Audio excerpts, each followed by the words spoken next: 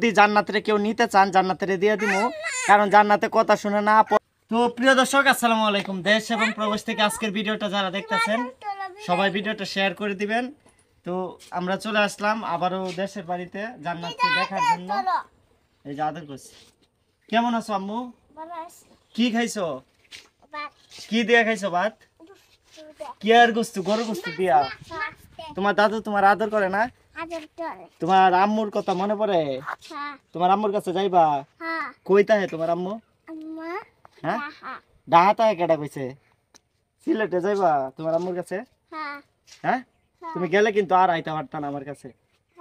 প্রিয় দর্শক, আপনাদেরকে বিনীতভাবে বলতেছি, যদি জান্নাতকে কেউ নিতে চান জান্নাতের দিয়ে দিমু।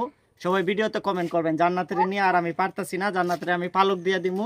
যদি কেউ জান্নাতের নিয়ে পারতে ভুলতে গেলে মনে পড়ে বুক ফাটিয়া কষ্ট জরে, চোখের জল তো নিষেধ মানে না। বন্ধু আমার পূর্ণিমারি চান, তার লাগি মন করে রে আনে চান। ধরো তোমার আম্মু আইছে, তুমি যাইবা তোমার আম্মুর কাছে? আইছে না। আইছে, ধরো আইছে, তুমি যাইবা তোমার আম্মুর কাছে? আইছে না দাদা। কষ্ট পাইতে পাইতে এখন পাথর হয়ে গেছি, তো এখন কষ্টকে আর কষ্ট মনে করি না, মনে করি নিত্যদিনের সঙ্গী। যারা আমারে ঠকাইছো তারাও প্রস্তুত থাকো, হয়তো বা 2 দিন পরে আর আগে তোমরাও ঠকবা, কারণ এই দুনিয়াতে কেউ কারো ঠকায় কখনো সুখী হইতে পারে না। প্রিয় দর্শক, আজকের ভিডিওটা যে যেখান থেকে দেখতেছেন আপনাদেরকে বিনীতভাবে রিকোয়েস্ট, যদি জান্নাতে কেউ নিতে চান জান্নাতে দিয়ে দিমু, কারণ জান্নাতে কথা শুনে না, পড়তে বসে না, খাইতে চায় না, ঘুমায় না। আচ্ছা দিমু না, এমনি কইতাছি। আমি তোমার দিয়ে দিমু, তুমি আমার আম্মু না, তুমি আমার কলিজা না।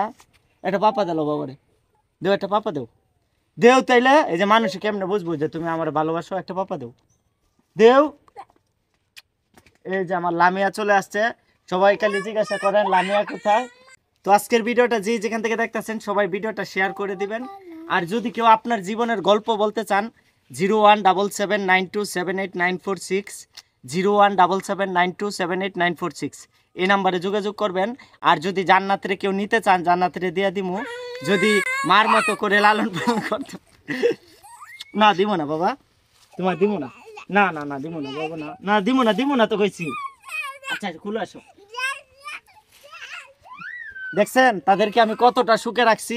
তাদের যদি তাকে আমি কষ্টই দিতাম তাহলে সে হয়তো বা এই কথাটা বলার লগে লগে বলতো যে আমি চলে যাব, কিন্তু তাদেরকে আমার জীবনের চেয়েও বেশি আমি তাদেরকে ভালোবাসি, তাদেরকে সবসময় হাসি খুশি রাখি।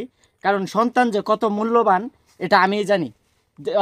জান্নাতে যখন যা চায় তার থেকে বেশি দেওয়ার চেষ্টা করি। আর আমার বড় মেয়ে আমার বাড়িতেই থাকে, আমার মা ওকে মাদ্রাসায় পড়ায়। আমার লামিয়া অনেক ভালো ভদ্র, সে নামাজ টামাজও শিখতেছে, অলরেডি মাদ্রাসায় যায়, ঠিক মতো খাওয়া দাওয়া করে, কিন্তু জান্নাতে কথা শুনে না। ঠিক না বাবা? তুমি কথা শুনো, তুমি পড়বা না, তুমি কি ম্যাডাম হইবা? হ্যাঁ, তোমার যদি কেউ নিতে চায় যাইবা।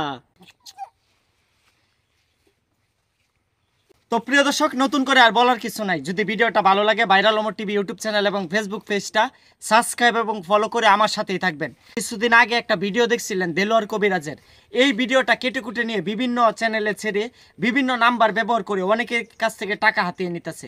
তো আমি আপনাদেরকে আবারও বিনীতভাবে বলতেছি, আগে চ্যানেলের লোগো দেখবেন, ব্যানার দেখবেন, চ্যানেলে সাবস্ক্রাইবার ফলোয়ার দেখ। তো আজকের ভিডিওটা যেই যেখান থেকে দেখবেন একটা ছোট্ট করে একটা কমেন্ট করবেন। এই যে দেখতেছেন ড্রাগন ফলের বাগানে আসছি মেয়েদেরকে নিয়ে ঘুরতে, কারণ বাচ্চাদেরকে নিয়ে যত ঘুরবেন ততই মন ভালো থাকবে। কারণ অলরেডি আপনারা জানেন যে তাদের মা নাই, তাদেরকে নিয়ে আমি অনেক দুঃখ কষ্টে দিন পার করতেছি।